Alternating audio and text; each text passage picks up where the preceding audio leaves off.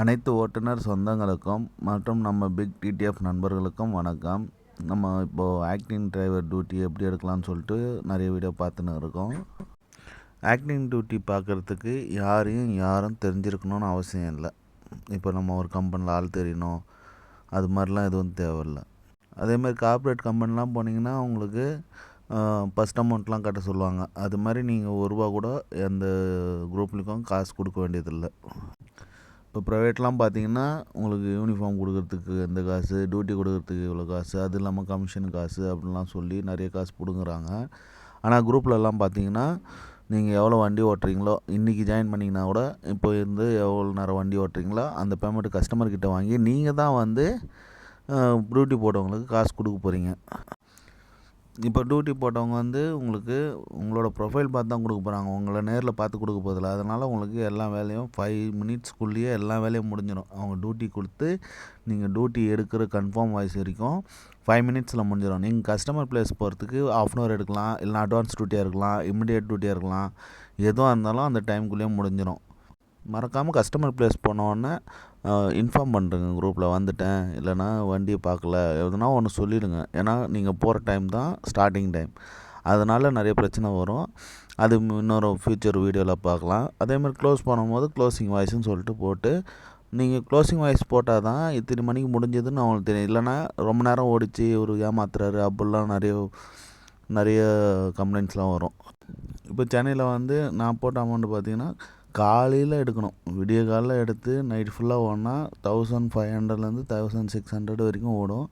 மறுநாள் நீங்கள் ஓட்டினீங்கன்னா திரும்ப 1500லேருந்து 1600 வரைக்கும் வரும். இப்போ சாட்டர்டே சண்டே மட்டும் நீங்கள் ஃப்ரீயாக இருக்கீங்கன்னா நீங்கள் எதனா ஒரு நாள் ஓட்டிட்டு ஒரு நாள் ரெஸ்ட் எடுத்துக்கலாம்.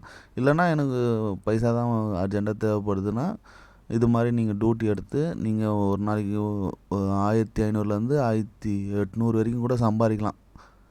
அது நம்மளுக்கு லக்கை பொறுத்து. ஒரு டியூட்டி 12 மணி நேரம் வரும், 18 மணி நேரம் ஓடும். எனக்குலாம் 20 மணி நேரம்லாம் ஓடி இருக்குது.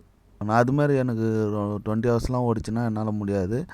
என்ன பண்ணுறேன்னா டியூட்டி முடிஞ்சிட்டு மறுநாள் ரெஸ்ட் எடுத்துப்பேன், மறுநாள் டியூட்டிக்கு போக மாட்டேன். அதுமாதிரி கஸ்டமர் ஸ்டார்டிங்லேயே சொல்லிட்டாங்க ஃபுல் டே ஓடும் அப்படின்னு சொன்னாங்கன்னா அந்த டியூட்டிலாம் ஃபுல் டே கம்பல்சரி ஓடும். ஃபுட்டு முடிஞ்ச அளவுக்கு அவங்களே தான் வாங்கி தருவாங்க. நிறைய கஸ்டமர் வாங்கி தருவாங்க. ஆனால் புது கஸ்டமராக இருந்தாங்கன்னா ரொம்ப நல்லது. ஆக்டிங் டியூட்டியில் புது கஸ்டமர் வந்தாங்கன்னா அவங்களுக்கு ரொம்ப நல்லது. பேமெண்ட்டும் எக்ஸ்ட்ரா கொடுப்பாங்க, நம்மளையும் நல்லா பார்த்துப்பாங்க. டீ சாப்பிட்றதுலேருந்து எல்லாமே அவங்க கொஞ்சம் பார்த்து தான் பண்ணுவாங்க. ஆனால் இந்த ரெகுலராக டியூட்டி கொடுக்குறவங்க அதெல்லாம் எதுவுமே பண்ண மாட்டாங்க. அவங்க 1 ரூபானா கூட எண்ணி தான் கொடுப்பாங்க. அந்த டீ சாப்பிட்றது எல்லாமே உங்கள் கணக்கு தான் வரும், சாப்பாடும் உங்கள் கணக்கு தான் வரும். ஆனால் அவங்களுக்கு அந்த 10 ரூபானா கூட எக்ஸ்ட்ரா கொடுக்க மாட்டாங்க. ஆனால் புது கஸ்டமர் ஃபஸ்ட் டைம் வண்டி வாங்கி புது கஸ்டமர்னால் நல்லா பார்த்தேன். எனக்கு நிறைய புது கஸ்டமர் தான் வந்திருக்காங்க. புது கஸ்டமர்னும் போது அவங்க எல்லாமே நல்லா தான் பண்ணாங்க. இது வரைக்கும் எனக்கு ஒரு 5 டியூட்டி மட்டும் அந்த மாதிரி பிரச்சனைலாம் இருந்தது. பைசா பிரச்சனைலேருந்து டைமிங் பிரச்சனைலேருந்து எல்லாமே அந்த பழைய கஸ்டமர் எல்லாமே பிரச்சனை தான். அதுதான் சொல்கிறேன், ஸ்டாண்டிங் கஸ்டமர் சொன்னாங்கன்னா அவங்கக்கிட்ட எல்லாமே கேர்ஃபுல்லாக பண்ணணும்.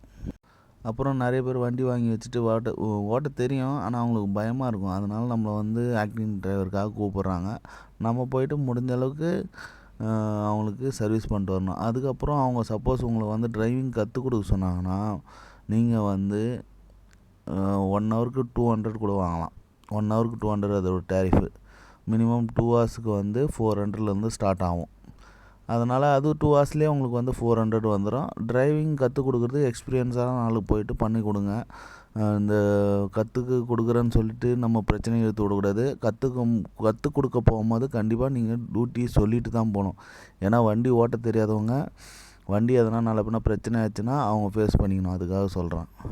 சப்போஸ் நீங்கள் எதனா ஆக்சிடெண்ட் ஆகிடுச்சுன்னா உங்கள் பொறுப்புன்னு சொல்லிடுவாங்க. அதனால் நீங்கள் எதுவாக இருந்தாலும் குரூப்பில் சொல்லிட்டீங்கன்னா அவங்க எல்லாமே பார்த்துப்பாங்க.